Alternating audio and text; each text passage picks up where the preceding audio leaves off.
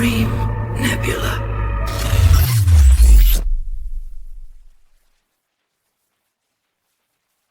He remembers the past with a tone of sadness and fear.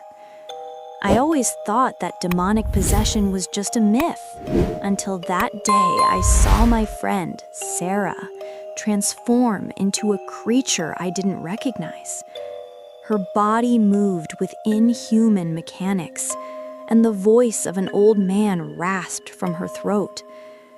But the worst part wasn't what happened that day. It was what I discovered 20 years later. Subscribe for more terrifying shorts.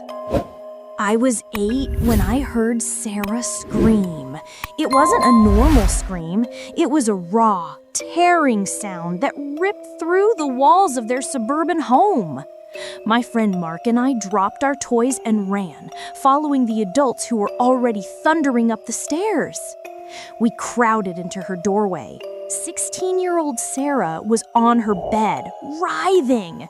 A clergyman from their church held a Bible, his voice a low, urgent chant. The air was cold and thick.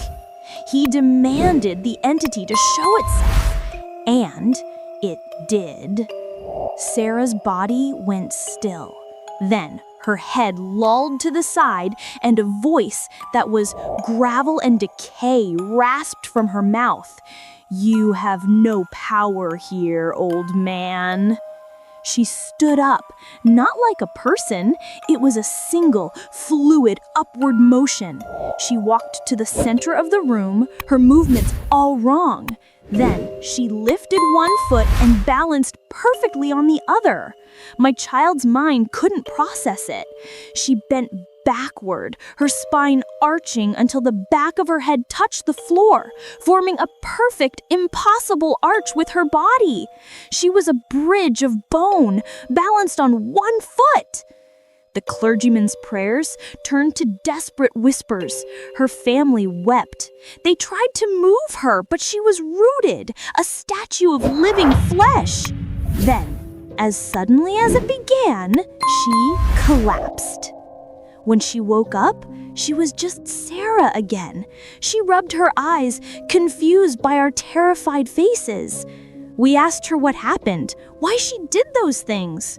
She remembered nothing. She just said she had a terrible dream about falling. But last week, at my own daughter's 16th birthday party, she stumbled. As I rushed to catch her, she righted herself with an unnatural, fluid grace. She looked at me, and for a split second, her voice was low and old. "Don't worry, Dad. I never fall."